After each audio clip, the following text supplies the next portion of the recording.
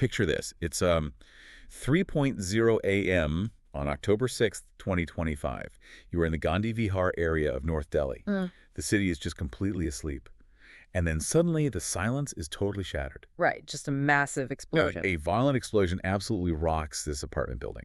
Now, when the smoke clears and the authorities actually arrive, at first glance, it looks like one of those tragic late-night urban accidents. It's like a structural thing. Exactly. You've got a faulty air conditioning unit, a leaking gas cylinder, maybe a random spark, and boom, a devastating fire. But the reality of what happened in that locked room is, it's far, far more sinister than just a simple mechanical malfunction. It is entirely sinister because what looked to the initial responders like a tragic accident was actually the climax of a meticulously engineered cover-up. We are looking at a case today that plays out like a literal psychological thriller, but it is a very real, very grounded tragedy.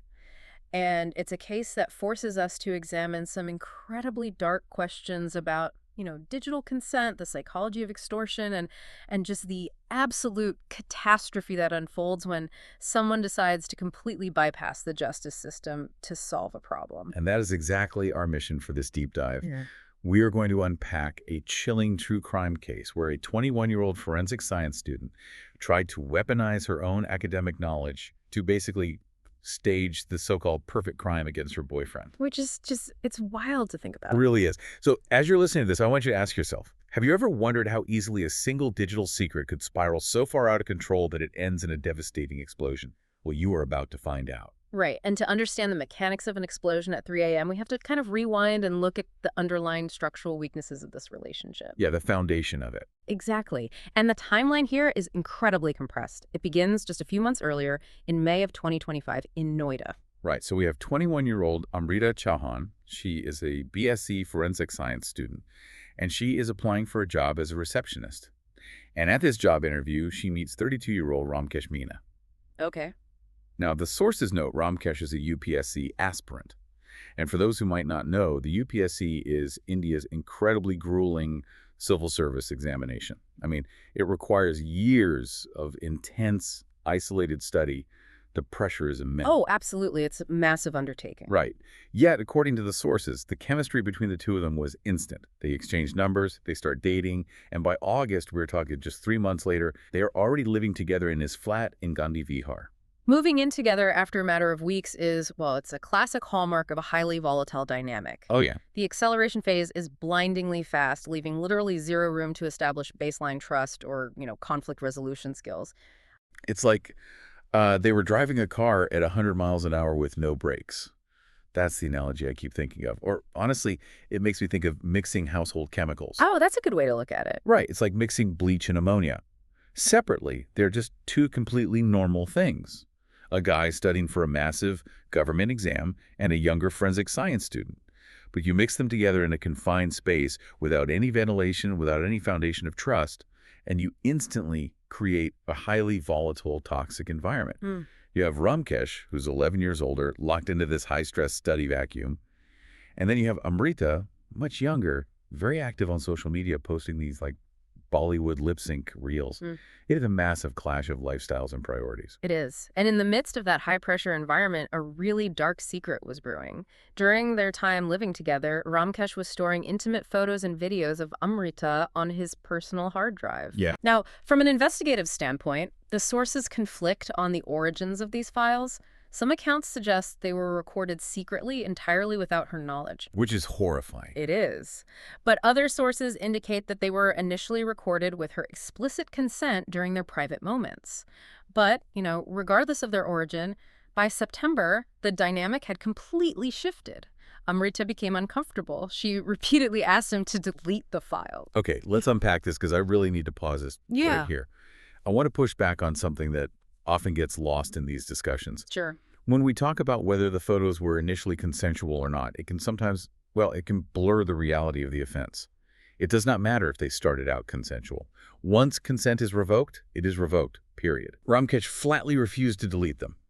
He told her, no, I'm not sharing them with anyone. They're just for my own viewing. But refusing to delete someone's intimate images when they explicitly ask you to isn't just a disagreement over digital property.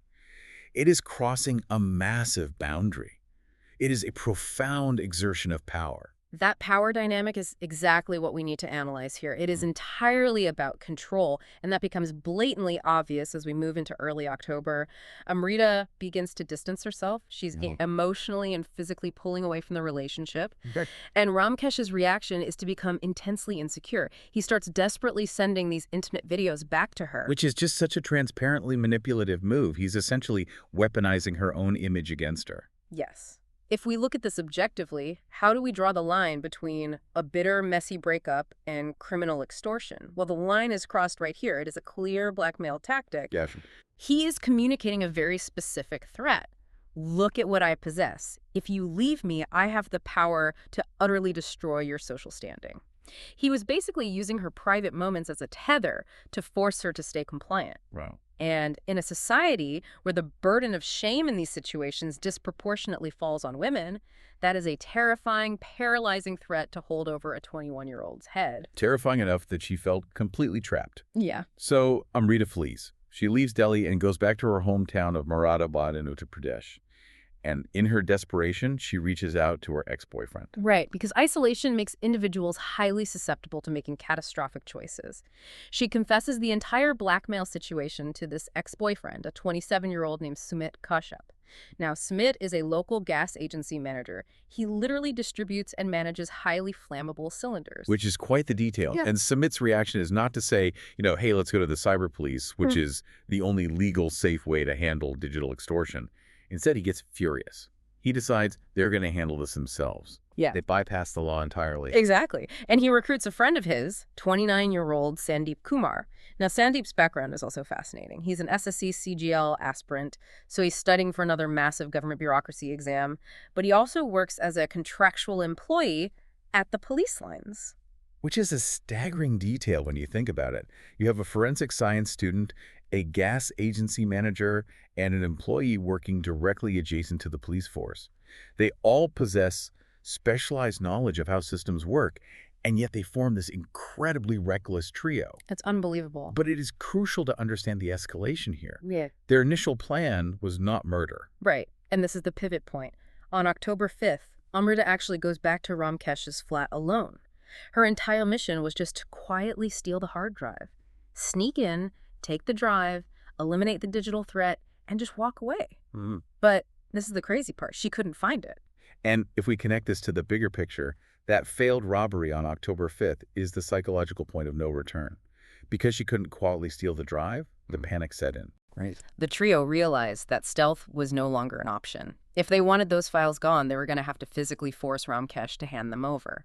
So the plan mutated almost instantly from a stealthy property theft to a violent home invasion. And that realization is what brings us to the horrific night of October 6th. The three of them, Amrita, Sumit, and Sandeep, return to the flat. Yeah. They're wearing masks, they force their way in, and they overpower Ramkesh. They physically tie him to a chair. It's brutal. It is. Yes. And they demand the hard drive. But here is the part that I simply cannot wrap my head around. Even with three masked intruders in his apartment threatening his life, Ramkesh refuses to hand the drive over. I mean, why? Why hold on to those files when your life is on the line? It speaks to a baffling level of hubris on his part, or perhaps just a profound miscalculation. He may have believed he still held the ultimate power in the room, or, that they wouldn't actually cross the line into murder. But they did. They did. His refusal frustrated his attackers beyond reason. A violent physical struggle ensued. Sumit grabbed a phone charger cord, wrapped it around Ramkesh's neck, and began to strangle him. What a man. Ramkesh fought back fiercely, his body violently convulsing, but he was outnumbered and overpowered. They held the cord tight until his convulsions ceased.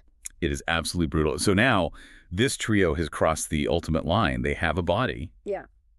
And they have to find a way to make it disappear, or at least make the fact that it was a murder disappear. And this is where the highly specific backgrounds of these accomplices come into play in a really calculated, macabre way. Precisely. We have to look at the mechanics of the cover-up. Remember, Sumit manages a gas cylinder agency. He understands the precise volatility of these items, how gas disperses in a closed room, and what it takes to trigger an explosion. Right. They pour ghee, cooking oil, and alcohol all over Ramkesh's body to act as an accelerant. Sumit then brings a gas cylinder from the kitchen, places it near Ramkesh's head, and opens the valve, letting the highly flammable gas fill the confined space. He then uses his own lighter to ignite it, creating a blast designed to incinerate the physical evidence of the strangulation. And during all of this chaos, they are also ransacking the place, successfully stealing the hard drive, 2 laptops, and some other belongings. The CCTV later shows they were inside executing this entire operation for exactly 39 minutes. But setting a fire isn't enough to fool a trained investigator. If a front door is kicked in, or if it's left wide open, the police instantly know it's a home invasion, arson, and murder. Amrita needs to make it look like Ramkesh was completely alone, locked safely inside his own apartment when a tragic freak accident occurred. She needs the illusion of a locked room. Exactly. She needs to create a classic locked room mystery. And here's where it gets really interesting, because she uses her forensic science education to do exactly that. The mechanics of the door trick are chillingly calculated. It requires a cold, methodical focus, especially just minutes after participating in a murder. Yeah, walk us through how she actually did it, because the mechanics are fascinating. Okay, so the front door of the flat has a wire netting over it. Amrita carefully removes a small section of this wire mesh. She physically reaches her hand through the hole she just made, manipulates the lock on the inside of the door to secure it, pulls her arm back out, and then painstakingly replaces the wire netting so it looks completely undisturbed from the hallway. That is wild. It is. When the firefighters and police arrive to put out the blaze, they find a securely locked door. They literally have to break it down to get inside. And because there is a damaged AC unit near the blast site, the initial police theory falls perfectly into place.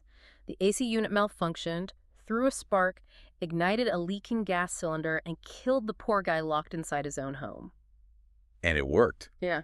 But I have to ask, why would someone so educated in forensics overcomplicate the crime scene to this degree? Like, why not just make it look like a robbery gone wrong? Why bother with the highly elaborate locked room explosion setup? Because of a phenomenon we call forensic hubris. The sources explicitly note that Amrita was a heavy consumer of true crime media and movies. Oh, of course. Right.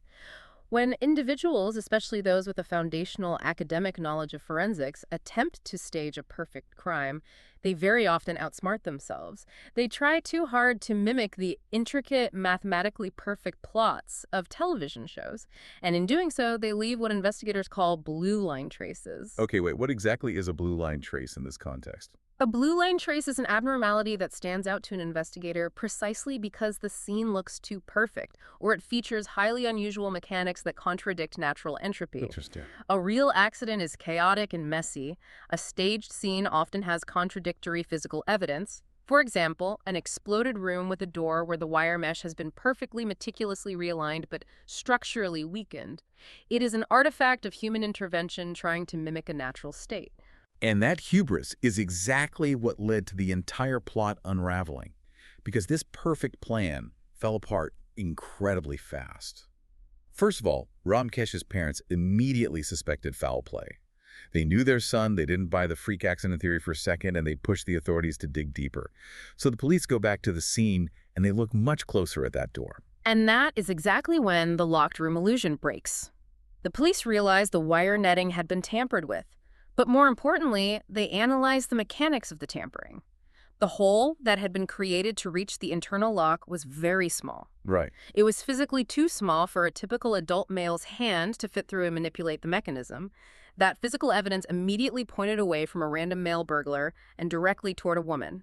It pointed toward Amrita.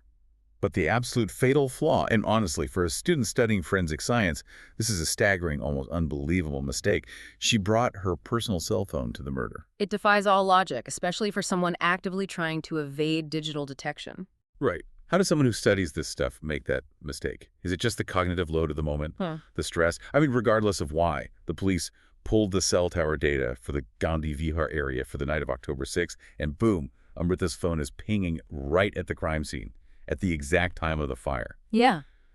Then they pull the neighborhood CCTV, and there she is, caught on camera, fleeing the building with another man at exactly 2:57 a.m. right before the blast. And with that undeniable intersection of digital data and physical evidence, the police moved in. Amrita was arrested on October 18th. Within 5 days, by October 23rd, the pressure mounted, and both Sumit and Sandeep were in custody and had fully confessed to their roles in the conspiracy. Now, up to this point in the timeline, it looks like a tragic, open and shut case of a blackmail victim going to extreme, horrific lengths to protect herself.